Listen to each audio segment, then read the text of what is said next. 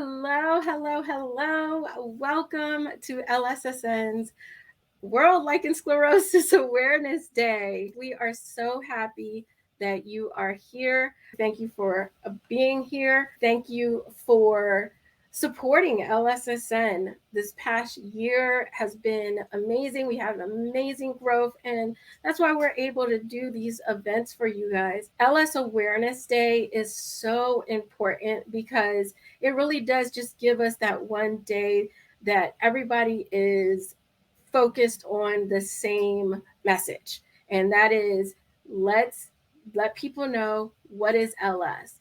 And for LSSN, we always want to come from the side of hope. We want to give you hope. We want to let you know that yes, this is an awful condition, but it doesn't have to rob you of your life. It can take a lot of work for some people to get to a place where they are happy, but it is possible, and we are here for you. And so that's why our message for this event was awareness, education, hope, and community, because we believe all of those things enrich your life. So I want to go ahead and start with our first patient story as people trickle in. This beautiful, beautiful, brave warrior. Her name is Bridget. She is a reproductive age woman who really found us in the beginning of her journey. So I want to just go ahead and dive right into her story. And once again, thank you so much for sticking with us. Symptoms did you have that you knew something was wrong? What got me to the doctor was I saw a discoloration kind of near my clitoris. It was almost a little spot. It almost looked like a little bruise. It just was something off. I showed my husband and he was like, yeah, let's get it checked out. So I went to the doctor's and I saw a nurse practitioner. And I remember having my legs up and she was looking at it and just like, I don't know what that is. So that bends your head, you know, and while my legs were still up, other doctors come in.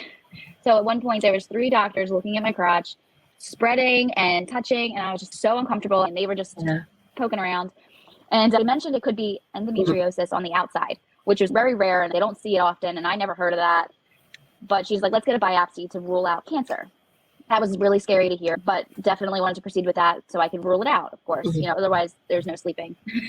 Right. Yeah, so within, I think, a week, I scheduled the biopsy at my doctor's office. That alone was super traumatizing as well. A tip for everyone out there that needs to get a biopsy, always ask for the numbing cream before the numbing shot. I don't know why they wouldn't think to offer that, but they tried to give me a shot and it was so painful that I literally jumped out of the chair, off the bed. She was, well, we don't have to do this if you don't want to. I'm like, no, I want to do it so I can get peace of mind. And she's like, oh, do you want numbing cream? I'm like, yes, I want numbing cream. Right. What kind of question is that? Yeah, so I always want to tell people that. Just always ask for it. They shouldn't make you have to, but always ask for the numbing cream before you get the shot. Because after that point, yeah, you're still nervous, but it's numb down there, you know, and then they completely numb it up with the shot. So you don't feel anything until it starts to wear off after. So I got the biopsy, and within a week, I think, I got the news that it wasn't cancerous. So I was so relieved, but that it was lichen sclerosus. And I think I was so relieved that it wasn't cancer that the LS diagnosis didn't really hit me.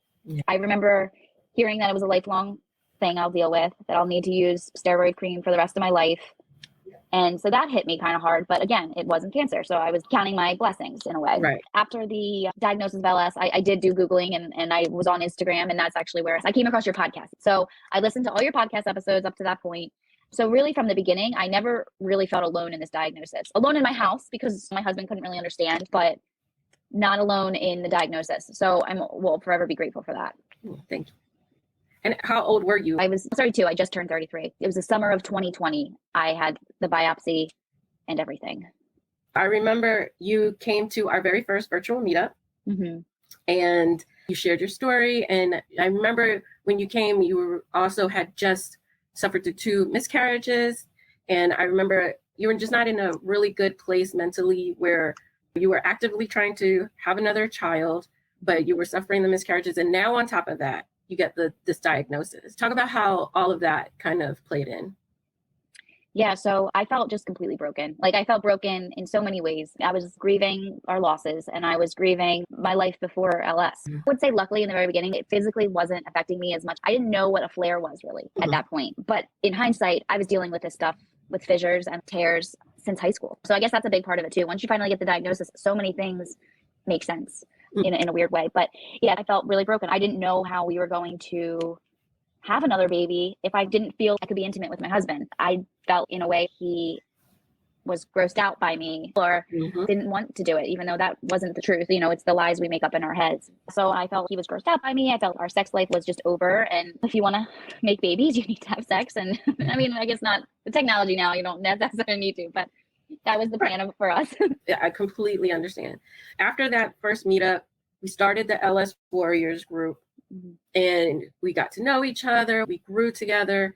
And at the beginning of every year, we make goals. And one of the goals was to get pregnant. I remember I was like, you're going to do it. I know you're going to do it.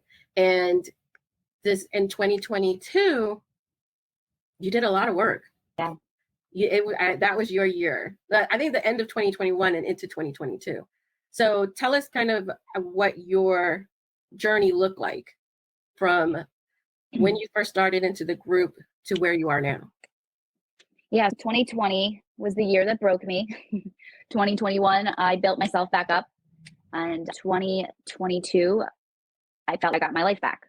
2021, I went to a fertility doctor and I learned that I have insulin resistance. Not to go too much into my fertility story, because that's not what we're talking about, but I had to change my diet and exercise. I had to just change my lifestyle, which I've learned does really go hand in hand with LS as well. I mean, I think if you can get your blood sugar regulated, that can definitely flare you up if you don't have your blood sugar right.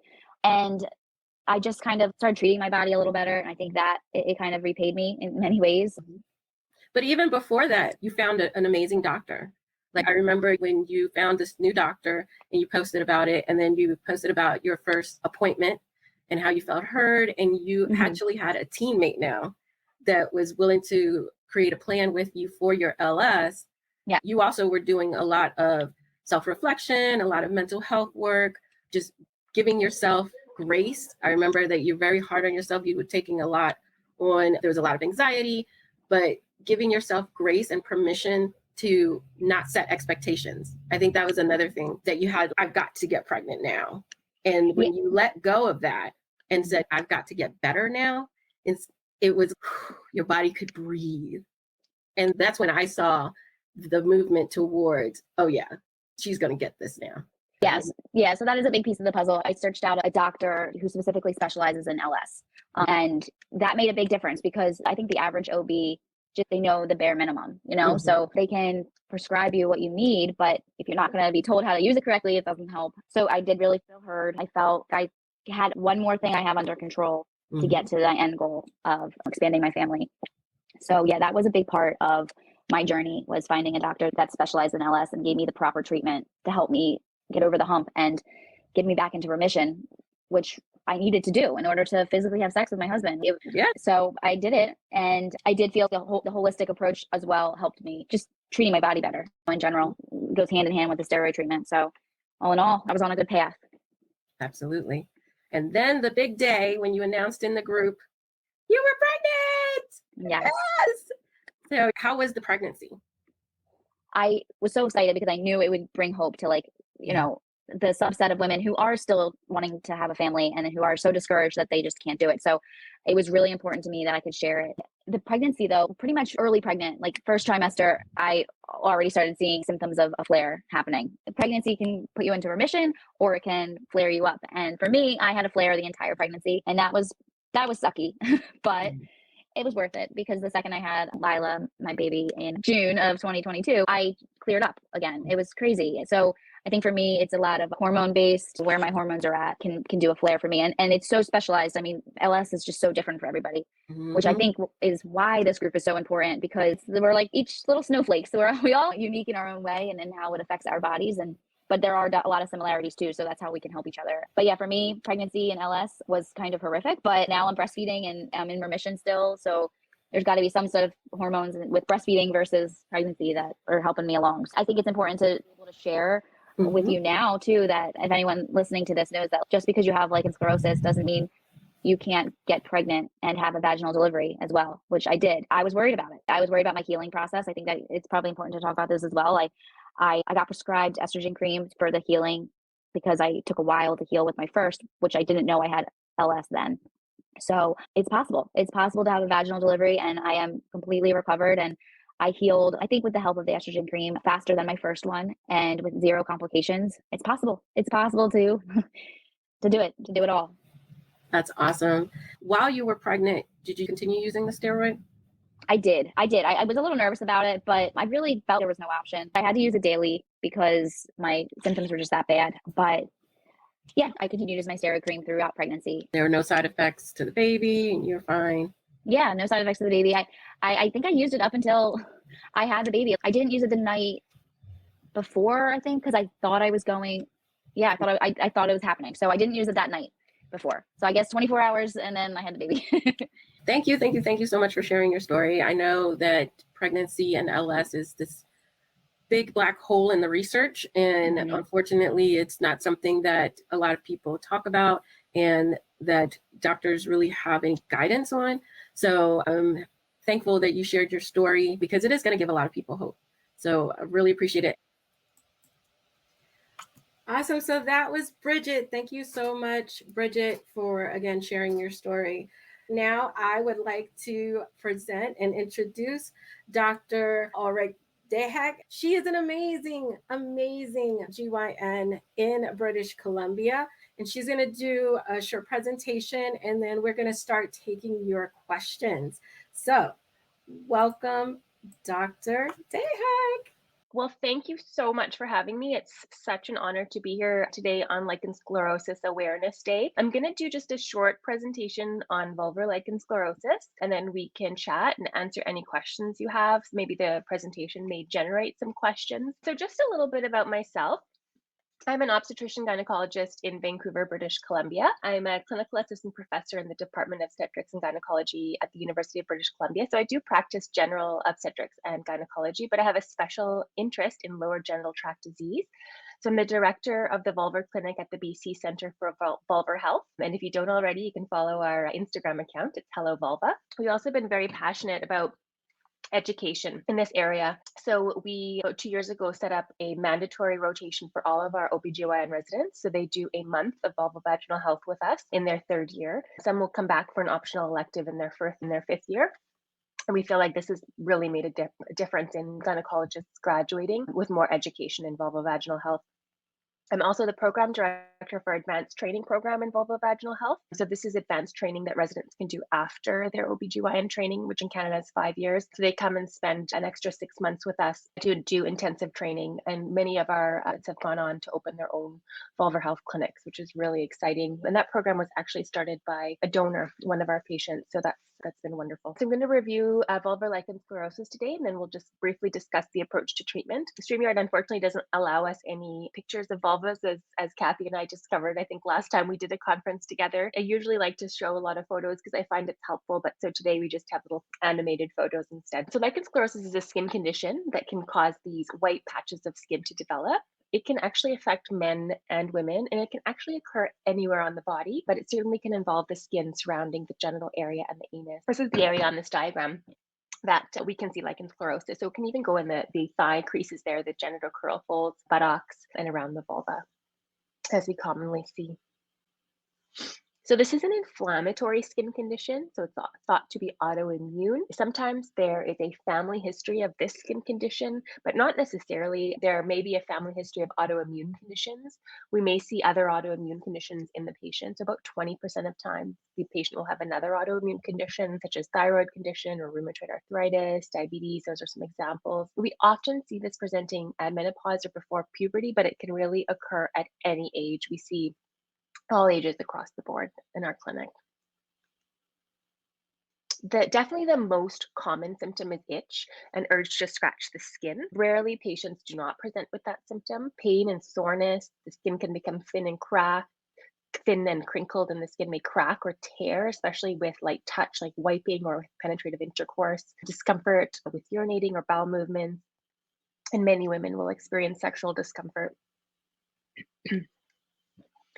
So with long-standing inflammation, we may see eventual changes to the appearance of the vulva, so flattening of the labia minora, so loss of that fold between the labia majora and the labia minora, clitoral phimosis, scarring, fusion, and introital nair, and rarely vulvar cancer, but something that we do need to be aware of. And of course, there are secondary symptoms. So this skin condition can result in depression, isolation, feelings of being alone, low self-esteem, anxiety, low libido, effects on relationships, and even loss of relationships.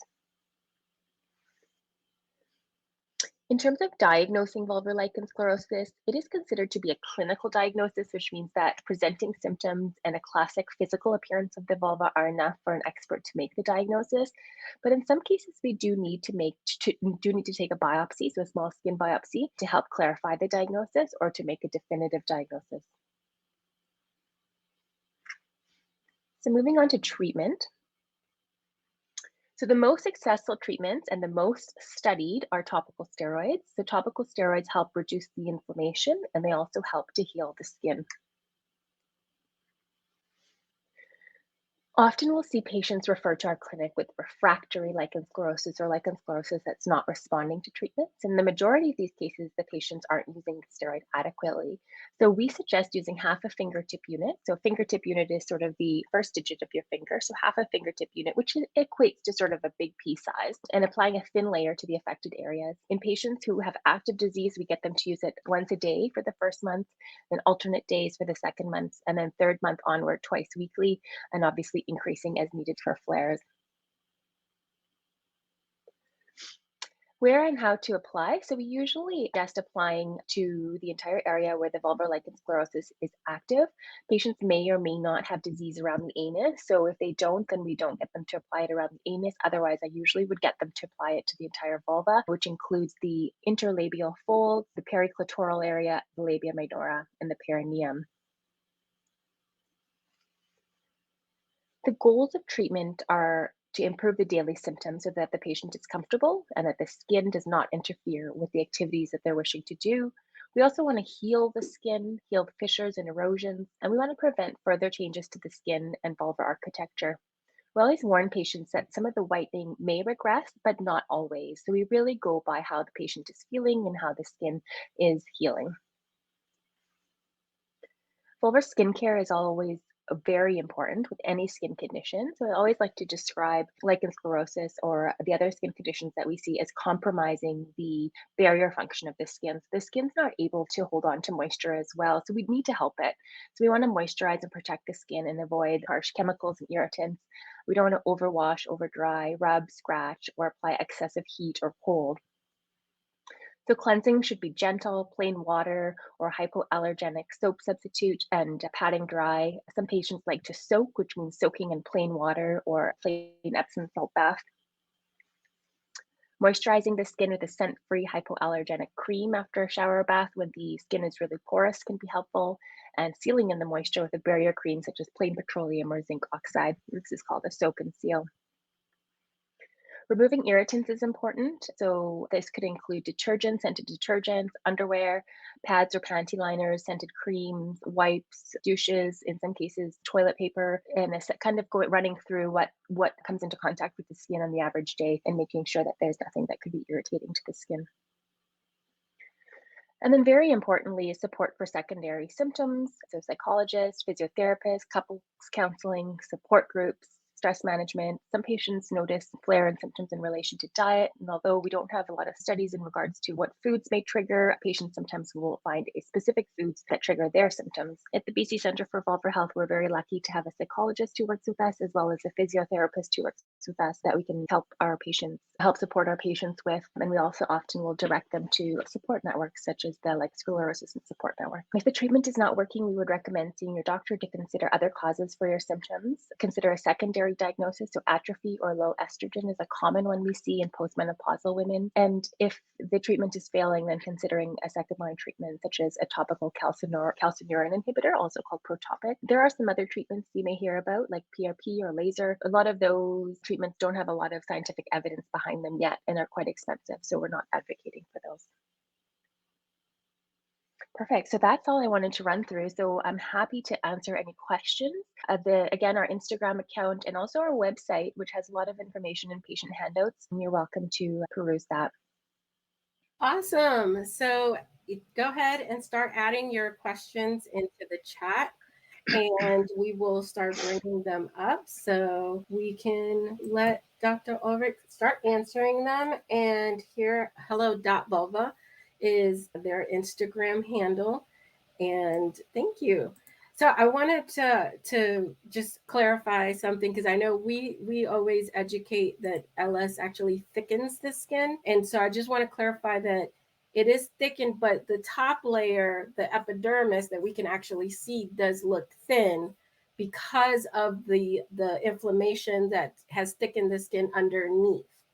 So I know that can get a little confusing with the thick and the thin skin. So I just wanted to make sure I clarified that for everybody. Okay, we got our first question. Okay, so Pam asks, what's the difference between absorption and fusing? So you'll see a lot of different terminology used for the changes in anatomy or architecture that can occur in the vulva. We really like to avoid terminology such as loss of the labia minora or loss of the clitoris, because that's not what's happening. So in the case of the changes that can happen to the labia minora, you get loss of the interlabial fold, or the fold between the labia majora and the labia minora. So you get what we call a flattening of the labia minora, and they may look smaller. You can also get fusion or toroidal narrowing, which is when the labia minora fuse together in the midline or in the center of the vulva, and can cause the opening of the vestibule or the opening to the vagina to be smaller. So a question about, can you use steroid inside the vagina? I have a very inflamed area, a centimeter inside the posterior wall of the vagina before the hymen. Great question.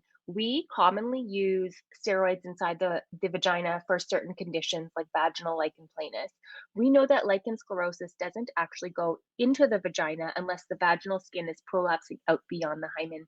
So what you're describing, effect Fo, is actually the vulva. So the area before the hymen is considered vulva or vestibule. So certainly you can put your steroid there. Could we see the do's and don'ts slide again? So here's the do's and don'ts slides. And if you're interested in reading more about this, I would recommend going to our website, bcvulvarhealth.ca, and under patient information handout, the handout section, I think it's the first link, there's a vulvar hygiene or vulvar skincare handout, which goes through this in detail. And then because so many patients ask us, we also include big product recommendations. So they're specific to what's available here in Canada, but you can have a look and see what's equivalent to where you are. What is the difference between clobetasol ointment and gel? So I don't know what clobetasol gel is. We don't actually have that available here. We are able to get clobetasol as an ointment, which is more like a petroleum or a thicker base, and as a cream. So like as a white cream. And usually we like to use the ointment because especially when you're putting it on the vulva, it sticks a little bit better to the skin. When I'm pregnant, my symptoms go away. Should I continue to use the steroid? Great question. So, we know that topical steroids are safe in pregnancy, including a high dose or a potent steroids like clobetasol. We would recommend continuing on maintenance therapy. You may consider asking your doctor for a lower potency steroid if you really feel like you're having no symptoms. But what we don't want is inflammation to go unchecked. In pregnancy, as we heard in the interview before, we say about a third of patients will improve, a third will flare, and a third will stay the same. So it's hard to predict in your specific case, but I would recommend continuing on the maintenance treatment. Mary says, since perimenopause, I can't control the itching anymore. I have started the pill to stabilize the hormonal variations, but I'm wondering if it is better to go with bioidentical hormones. So when you're on the pill, actually, we don't necessarily see an improvement in estrogen in the vulva and the vagina. So that may, although it may really be helping your hormonal fluctuations like systemically, it may not be helping your vulvar symptoms as much. I would suggest trying a topical estrogen on the vestibule or even in the vagina, because you may be starting to experience some symptoms of atrophy. So what happens is the estrogen starts to drop as the epithelium thins. And so in conjunction with lichen sclerosus, that can be quite uncomfortable. So sometimes we'll see the lichen sclerosus is controlled, but the atrophy needs to be treated. And so that could be something that maybe may be helpful. We don't usually like to treat genitourinary symptoms or vulvovaginal symptoms with systemic hormones. So I wouldn't tackle it that way. Maribel says, do white patches always appear with lichen sclerosus? So great question. And the answer is no. So especially in younger patients, we may not see the classic appearance of lichen sclerosus. So sometimes we'll see inflammation, we'll see some subtle signs, but we may not be certain that it's lichen sclerosus. And in these cases, I would advocate for a biopsy to help clarify, because if you're going to put somebody who's in their 20s, 30s on steroids for their life, I want to know for sure that it's lichen sclerosus or not. But you may not see the classic finding. How can the menstrual cycle impact lichen sclerosus? Could it be that hormones play a role in the constant flare-ups, and what's the best way to control this? Great question. Many patients will say their symptoms flare at certain times of the month, so there may be a hormonal component. And the fact that we see lichen sclerosus a bit more commonly after menopause also makes us think that in patients who tend to flare just before their cycle, it's okay to use your treatment a little bit more during those times, or anticipate that you're going to flare and ramp up how much you're using it, and then step down to your maintenance afterwards. Linda says, I use Protopic every day with a panty liner. It sounds like I should not use the panty liner. Yeah, good question. The panty liners and pads can be very irritating. There are certain brands that are particularly culprits of this. The gel that they use to make them absorbent is a common cause of contact dermatitis. So I would, if you're feeling like you need to wear a panty liner for incontinence or whatever, bleeding, whatever it may be, I would try to use the most natural pad that you can find, or panty liner. And again, on our handout, we have some recommendations that are available here. The other thing that some of our patients like are cotton liners that you can buy and wash and reuse. Ezra says, how many flares per month or year are considered to be in remission? And how's the treatment regimen for relapses and flares? So I don't know that we have a technical definition of this. I think that in patients that I would consider to have good control of their skin condition, they're rarely flaring, so maybe every few months. And when they do, they are stepping up their topical steroid and it's responding well. And then they go back to maintenance. And so what we say in a flare is you go back to using the steroid every day. And if that doesn't improve your symptoms, we would want to see you and make sure there's nothing else going on. Common things still being common, ruling out a yeast infection or something else like that. Yeah, so Lorene says, how does lichen sclerosus affect mood and depression? Yeah, so a lot of patients really struggle with the chronicity of the skin condition, the fact that it affects their vulva, the fact that it impacts many aspects of their life, including often their ability to have penetrative intercourse. And so that can affect their mood. Some patients become depressed about it. We also, unfortunately, see many patients who've struggled for many years without a diagnosis, and that uncertainty can be really hard as well. So I've tried clobetasol, betamethasone, and pimecrolimus for months or so at a time, but don't see improvement. Is there something I'm doing wrong, or what's the difference with compounded clobetasol? So this is hard to comment on. Depends on what you're defining or describing as improvement. So we should certainly see your daily symptoms improving. We should see the itch improve, the comfort of your skin, any fishing or splitting of the skin. But if you're expecting white area to go away, that may not happen. If you've had some anatomical or architectural changes to the vulva, they won't reverse, but certainly the ongoing use of your therapy will prevent any further changes moving forward. What is the relation to extragenital lichen sclerosus? So lichen sclerosus, lichen planus, which is another kind of a sister condition that we see, can be anywhere on the body. So it does seem a little bit more rare with lichen sclerosus, but we certainly have some patients that have extragenital lichen sclerosus that they receive treatment for as well. Do you recommend getting a compounded steroid if the manufactured one causes irritation? Compounded was fine for me, but expensive. Will the irritation reduce efficacy? Yeah, so if your topical steroid is really irritating, then I would suggest trying something else.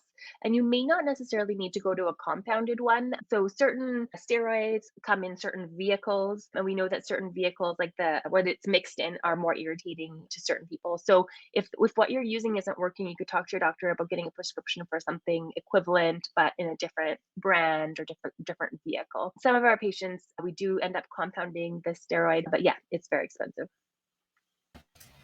All right, guys. So Dr. Dehaeck does have to go see patients. So they will take one last question. And thank you. We are going to have another Q&A session tonight. So last. I usually only use my steroid during the flare-up. Should I use it more often? I usually try to push through it without using anything if I can, but this is bad for me. So this is such a good question and such a large point of confusion. So the steroids should be used in a continuous fashion, even when you're feeling good or when you're not having symptoms, because what we don't want is for the inflammation to be present without you being aware of it, which can happen. So the twice a week steroid controls the inflammation, and that prevents some of the more severe sequelae that we can see with lichen sclerosus, like the scarring and even the vulvar cancer. Even though the vulvar cancer risk is low, it's about 2 to 3%. When you think about any skin that's currently inflamed, I always use sunburns as an example. So skin that's currently sunburned is at risk of developing abnormal cells. Same on the vulva. So that twice a week steroid is helping really manage the inflammation. We do have a rare subset of patients who have no symptoms with their lichen sclerosus. So the diagnosis was made, for example, when they went for a pap smear and someone said, I noticed the classic findings of lichen sclerosus. So especially if that's the case, when you have a flare, then you would go from the twice a week to using the steroid every day until things settle down, and then you can taper off every other day and then to the twice a week. All right. Thank you so much for sharing your knowledge and coming and volunteering your time with us today. Such a pleasure. Thank you for having me, and happy Lichen Sclerosus Awareness Day to all of you. Thank you. Bye. I want to introduce one of my favorite CEOs. We are partnering with Sweet Spot Labs for the second year in a row because this woman is amazing. She reached out to us last year, and their company has such a tight bond with lichen sclerosus, and I want to have her come up here and just tell you about her products and why they are so invested in lichen sclerosus. So welcome, Julie. Hi, Kathy, and hi, everyone. I'm just going to put up my volume here. Firstly, thank you so much, Kathy, and your team and everyone at Lichen Sclerosus Network for putting this on yet again, and everything that you do in between, and for sharing that message of hope, and for our people sharing their stories here on the video, but also in the chat. It's always just such a great visualization of of women really coming together to make a rising tide that lifts all ships and support one another. And it feels really good. So thank you so much, and for inviting me. Absolutely. Thank you. So, like Dr. Dehaeck just said, the steroid can dry the skin. So, doctors recommend using moisturizers for the vulvar skin. Also, if you have tears, if you have fissures, that when you're going to the bathroom, that can be irritating. So we want to use something like a barrier cream, and we also want to use something for healing. So let us know, how does Sweet Spot Labs help, to fill that void for us?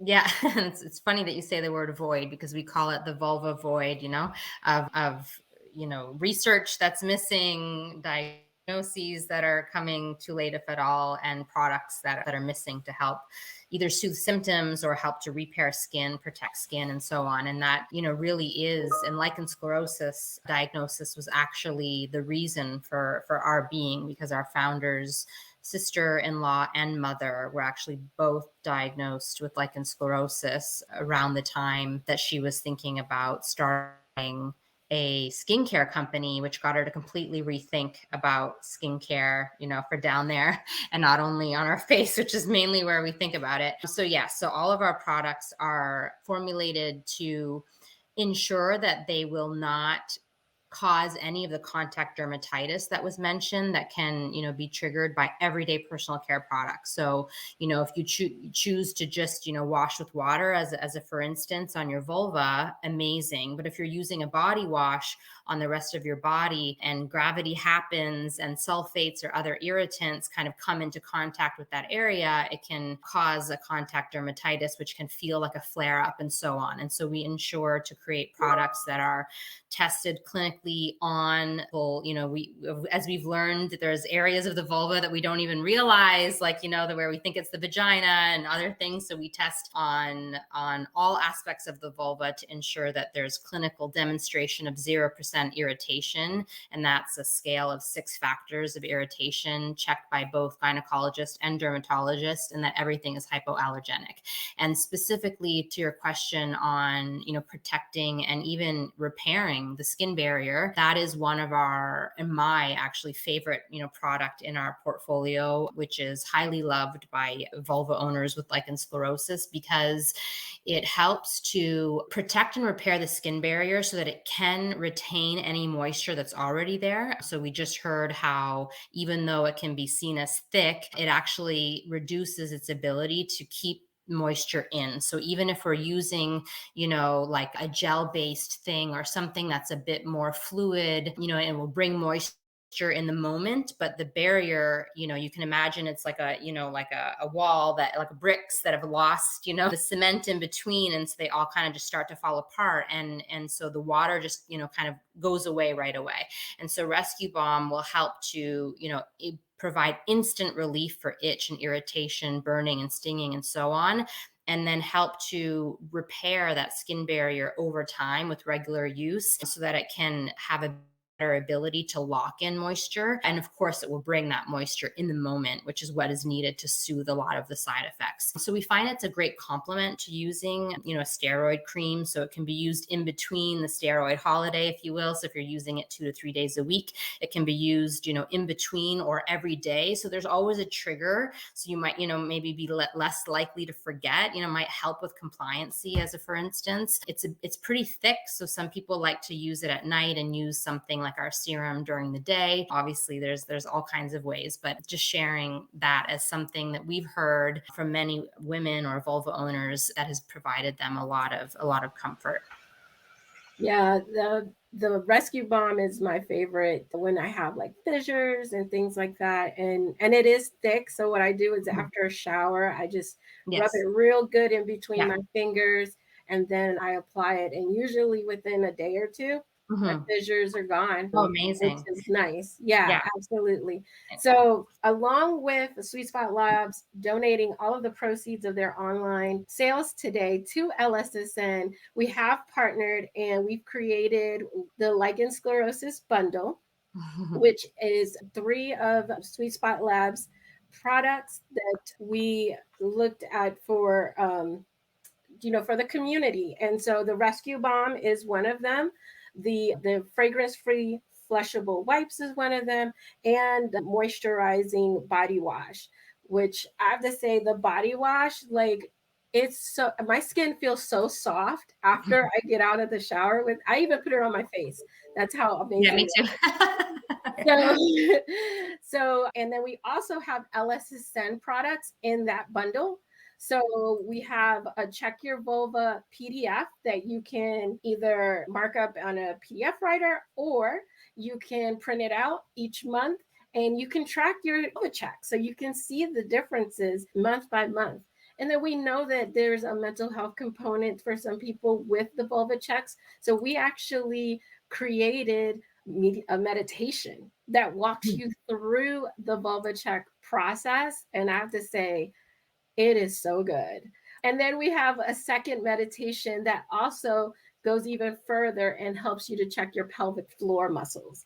So all of that has been deeply discounted, and you can get that on Sweet Spot Labs website. I've put that in the chat. And yeah, I just want to say thank you so much for doing this again with us. And I look forward to seeing what we do next. Yes. And I don't know if you mentioned this, but we're donating all sales today to Lichen Sclerosus Support Network to help fund, great initiatives like this. So you can buy our products on Amazon or Ulta or other places too. But today we invite you to buy them on our website, because we'll be donating all those sales, 100% of the sales today, specifically on, this awareness day, to the group. We have a question for you, Julie. Okay. I've been nervous to try your products because I've had contact dermatitis from unrefined shea butter as chapstick. Is the shea butter and SSL less likely to cause issues somehow? So I would say, that 2 things. One is that we've done those clinical trials to show that, but this is like a, a sample of women. It's typically somewhere between 30 and 50 who have, severely dry skin, but not necessarily like we can't screen for all kinds of allergies. So for example, aloe vera is something that sometimes people can get reactions to. I haven't heard of shea butter, but it's good to know. And, there have been no signs of irritation whatsoever on them and certified hypoallergenic. That said, certain ingredients can cause certain reactions in people. And what I always recommend is to do a patch test. So you could try the product, do a patch test, somewhere else on your body, like the chapstick. If that was something that you were irritated on your lips specifically, then maybe try the product on your lips and see if that gives a reaction. And if it does, like, you're always welcome to return the product, so you don't have to worry about that. If you get like a problem, just you can like let me know personally. So I'd recommend that with any product, really, like considering where you're putting it and what you're going through would be my recommendation. I can't speak to like our shea butter versus like the product, like it's, but I can look into the unrefined aspect for you. It's a really good point. But that would be my best advice on that. Thank you. Yeah, we always recommend, if you're using new products, to put them to do the patch test. Mhm. If you go to the bundle, we actually have a link to a video that Jacqueline did that talks about the patch test. She also has a blog post all about how to do the patch test. We are all for the patch test. Mhm. No matter what new product it is on your Yeah. vulva, especially because the skin is different.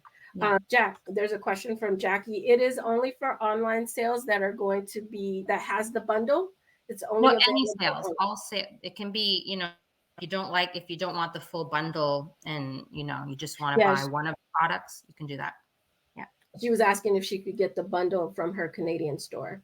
Oh yeah. Sorry. In Canada too. Yeah. Canada or the US. We have two websites, just .ca versus .com, and sales for both sites go to. Yep. We're a Canadian brand, so yes, definitely the Canadian site too. Yep. All right. Thank you. Thank you once again, Julie. So we do have a question about the list of doctors. So we do have a provider directory that is referral based. So if you have an amazing doctor that you would love to add to our directory to help another LS patient or potential LS patient down the road, you can go to our website. I will put it in the chat. It is lssupport.net/provider. You can search there for providers, or there is a list where you can also refer providers. And we are working on updating that. We're actively looking for volunteers. We also do virtual meetups.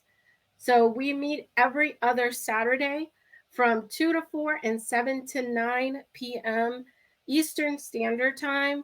That's your opportunity to, speak to others face to face virtually that have this condition, that they can share experiences, ask questions. The first session, the 2 to 4 session, we do education. So we go in depth, we go into what is LS, how do we treat all of that, what Dr. Dehaeck was talking about. We go into that, and we also take questions during that education piece. If you're further along and you're doing well with your LS, we also have a veterans group. So we split the groups up in the first session, and they go with Jacqueline, and they talk about sex and share experiences and dilators and all of that good stuff. So no matter where you are in your journey, we got you. We got you. Even if English is not your first language, we use Google Meets, which now has a really neat feature that you can translate your closed captions into your language. Thank you so much. Let me get that. Again, the provider directory is at lssupport.net/providers. Thank you guys. Check out our new shop. We've got t-shirts and mugs and cups and everything in there. And I'm excited because there's some cute stuff in there. All right. The provider directory is international. So most of the doctors are in the US, but there are doctors in all different kinds of countries. And I believe in Canada, there are about 30 to 40 listed in there. So yeah, definitely have at it. All right. Bye, guys. Thank you so much.